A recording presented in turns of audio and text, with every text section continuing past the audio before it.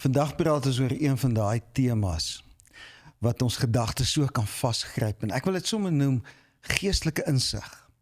Baie mense wil graag geestelik wees.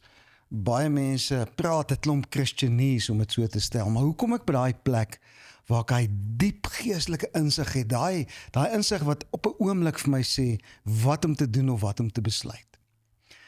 Ek gaan sommer dadelik begin by die Bybel, Markus 10 vers 46, kom ons lees saam. Daarom kom hulle by Jerigo aan, toe Jesus en sy disippels daarvan verder gaan, sit daar 'n blinde bedelaar, Bartimeus seun van Timeus, langs die pad. Vers 47, en toe hy hoor dat dit Jesus van Nasaret is, het hy begin uitroep, Jesus, seun van Dawid, ontferm U tog oor my. Vers 48, baie mense het met hom geraas en gesê, hey, jy moet stil bly. Maar hy het al hoe harder uitgeroep, seun van Dawid, ontferm U tog oor my. Nou daai man het gewoonlik geskreeu, want dis die enigste manier hoe 'n blinde man kon seker maak dat mense sien hom en gee hom almoses. Inteendeel, hy kon nie oogkontak met hulle maak nie. Maar hoekom op hierdie oomblik, toe hy skree, Jesus, seun van Dawid, maak die mense hom stil?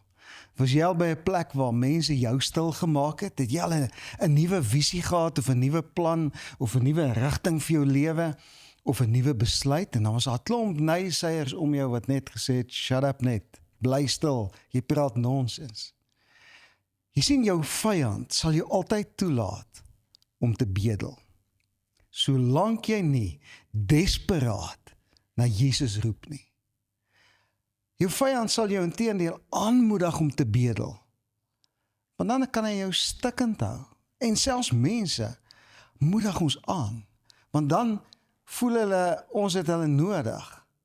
Maar op die ou einde van die tyd, wil jou vyand van jou en my 'n bedelaar maak, sodat ons kan stikkend hou.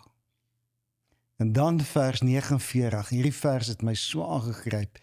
Jesus het gaan staan. En hy het gesê, roep hy man nader.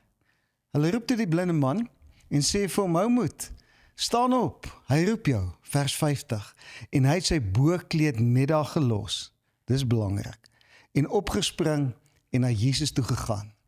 En Jesus vra vir hom, wat wil jy, moet ek nou vir jou doen? Rabbi, sê die blinde man, dat ek kan sien. As jy 'n pen by jou het en jy kan skryf in jou Bybel, trek 'n sirkeltjie om daai woord sien, is baie belangrik. Vers 52, en daarop sê Jesus vir hom, jy kan maar gaan, jou geloof het jou gered. En dadelik kon hy sien, en op die pad agter Jesus aangegaan. Wat het hier gebeur? Wat is dieper as net 'n wonderwerk? 'n blinde man kry weer visie, sodat hy sy lewensdoel kan uitleef. Gly jou wiele bietjie soms soos myne, dat jy voel dis asof jou lewensdoel so bietjie van koers af gaan, of jou besigheid, of dit wat die Here jou geroep het om jy op aarde te doen, of dalk die verhoudings waarin jy is. Dis so half asof dinge net sukkel om uitgeleef te word. En dan moet ek dalk die vraag vandag vra, wat hou vir jou en my weg van ons roeping? Wat hou ons weg van daai een ding waarvoor ek en jy hier op aarde is? Jy sien hierdie man, en ons kyk dit baie keer mis, ons kyk baie keer so na die wonderwerk, dat ons nie die wonderwerk raak sien nie.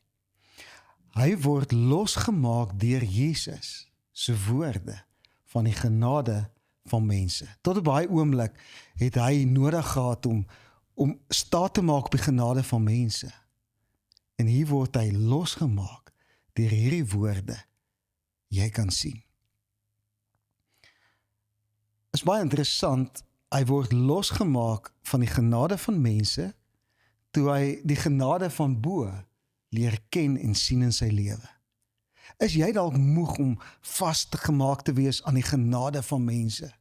Jy sukkel dalk in jou finansies of in jou verhouding of in watter area, en jy is so moeg dat jy heeltyd afhanklik is van die genade van mense. Jy wil graag op jou eie voete staan. Jy sien, ek en jy het mekaar nodig. Mense het mekaar nodig, maar ons maak nie staat op mekaar nie. Ons maak staat op God. Dit is so belangrik, anders gaan jy vir altyd 'n bedelaar bly. Ons kyk so in die wonderwerk vas, dat ons nie die wonderwerk wat Jesus hier gedoen het voor ons oë raak sien nie. Kom ons vra die vraag, wie was almal by Jesus gewees toe hy hierdie ding gebeur het? Vers 35, en ons gaan so 'n bietjie vroeg in hierdie hoofstuk, sê hy, Jakobus en Johannes kom toe na Jesus, en sê vir hom, Here, ons wil graag hê, u moet vir ons doen, wat ons u gaan vra. Wat 'n gevaarlike vraag is dit, wat gaan jy sê, as iemand na jou toe kom, hy sê jou nie wat hy wil hê nie, maar hy sê, ek wil hê jy moet doen wat ek nou gaan vra. Dan aarzel 'n ou bietjie en jy wonder, okay, kom ons luister bietjie suspisieus na wat hier kom. Vers 36 sê Jesus, wat wil julle hê moet ek vir julle doen? Het hy hulle gevra. En toe kom die groot bom wat ek in jou en my gemoed los, want dit challenge ons motief baie keer. Vers 37. Hy sê, wanneer hy as koning heers, nou onthou, hulle het nog nie die persepsie op daai stadium gehad dat hy in die hemel gaan wees, en dat hy die koning in die hemel is nie, en aan die regterhand van God gaan sit nie. Hulle het gedink, hy gaan hier op aarde bly, en dan gaan hy hulle losmaak van die Romeinse ryk, en dan gaan hy 'n kroon kry daar in Jerusalem, en hy gaan dan regeer van daar af. En hulle sê, wanneer u as koning heers, laat ons dan langs u sit. Die een aan die regterhand, en die ander een aan die linkerkant. Hulle praat nie met hom oor vryheid nie, hulle praat met hom oor posisie. En dan gee Jesus 'n baie interessante antwoord. Hy antwoord hulle, julle ouens weet nie wat julle vra nie. En net nadat hulle gesê het, Jesus, kan ons aan die linkerkant en die regterkant van u troon sit, as u gaan heers. Doen hy hierdie wonderwerk, om vir hulle iets te wys. So hierdie wonderwerk van die blinde man het nie net sommer gebeur nie, hy wou vir die mense om hom iets wys. En hy wil sê, julle het geestelike oë, wat blind is, net soos hierdie man, sy gewone oë, blind is. En onthou jy, ons praat vandag oor geestelike insig, en is nie lekker as iemand vir jou sê, hey ou, jy het geestelike oë wat blind is nie. Dink bietjie daaraan. Hierdie blinde man was blind, en omdat hy nie kon sien nie, raak hy 'n bedelaar. Elke keer, wanneer ek en jy ons visie verloor, raak ons 'n bedelaar. Elke keer wat ons die visie wat God in ons hart wil sit, weggooi of neersit of verloor, dan raak ons afhanklik van mense. Elke keer wanneer ons visie vir God verloor, raak ons 'n bedelaar in ons omstandighede, ons besighede of ons verhoudings. Sukkel jy dalk om die guns van die mense te kry in die verhoudings wat jy het? Miskien is dit tyd dat jy weer die vraag vra en ek die vraag vra, Here, wat is u visie vir ons? Want jy sien, wanneer jou visie dof raak, word jy oorgelaat aan die genade van ander mense. Ek wil dit wees en vir julle ouens wat leiers is, veral ouens wat gemeentes lei of selgroepe lei of iemand lei by die werk. Wanneer jy jou visie laat dof raak, word jy oorgelaat aan die genade van ander mense. Ouens, visie en die plan wat die Here vir elkeen van ons het, is so belangrik. Ek kan dit nie vandag oorbeklemtoon nie. En baie keer wanneer ek en jy deur drama gaan, wanneer ons iets doen en die hele wêreld is op ons keus daaroor, dan voel dit of ons oë uitgesteek is. Ons geestelike oë word uitgesteek want ons raak blind. En dan begin leef ek en jy van almoese. Het jy al mense gelei en dan voel jy, ek is afhanklik van hierdie ouens almoese. As hulle nie goodwill het nie, kan ek nie lei nie. En as iemand nie saamstem met iets wat jy doen nie, dan kan ek hulle nie lei nie. En jy en ek leef van almoese, nie omdat die mense dit eis nie, maar omdat ons visie neergesit het iewers langs die pad. Daai woord almoes in Latyns is eleemosina. Sorry vir my Latynse uitspraak. As jy 'n prokureur is en jy voel ek het hierdie Latyns heeltemal vandag soos 'n handdoek opgevrommel, sorry vir my uitspraak. Maar daai woord beteken om geminnig te word omdat jy hulp nodig het. Wanneer jy ook konstant in die posisie is wat jy hulp nodig het of die goedgesindheid van mense, dan word jy geminag. En wanneer ek en jy 'n leier is wat die hele tyd afhanklik is van die goedkeuring van mense, dan word jy inteendeel, wanneer jy die leier van jou gesin is en jy is die hele tyd afhanklik van hulle goedkeuring, dan kom daar minagting. Wanneer jy jou visie verloor, ontdek jy jou skaarste. En dit is so belangrik. Ek wil dit weer sê, dat wanneer jy jou visie verloor, ontdek jy jou skaarste. Ek wil dit weer 'n keer sê. Wanneer jy jou visie verloor, skuif jou fokus en jy kyk mis wat jy het en jy kom by daai plek waar jy begin sien wat jy nie het nie. En op daai oomblik ontwikkel jy behoeftes wat nooit vervul sal word nie. Jy begin bedel vir die dinge wat jou nooit sal vervul nie. En jy raak van 'n persoon wat mense iewers heen vat na iemand wat sit en almoses vra. En hoor mooi wat gebeur met almal wat minderwaardig raak. Jy vra vir sitplekke langs die tafel en jy vergeet dat jy reeds, soos Dawid sê, aan sy tafel sit. Verlore visie maak jou en my honger vir erkenning. Jy bedel, maar of althans hierdie ou bedel, maar wat Jesus doen, hy voorsien nie vir hom nie, hy laat hom sien. En baie keer is ons by daai plek. Hy gee vir hom visie. Miskien is jy vandag op daai plek waar jy sê, ek bedel, ek het iets nodig, ek weet nie hoe om maar uit te kom nie, maar die Here wil vandag vir jou sê, ek wil vir jou visie gee. Die meer waarvoor ek en jy vra is in die visie.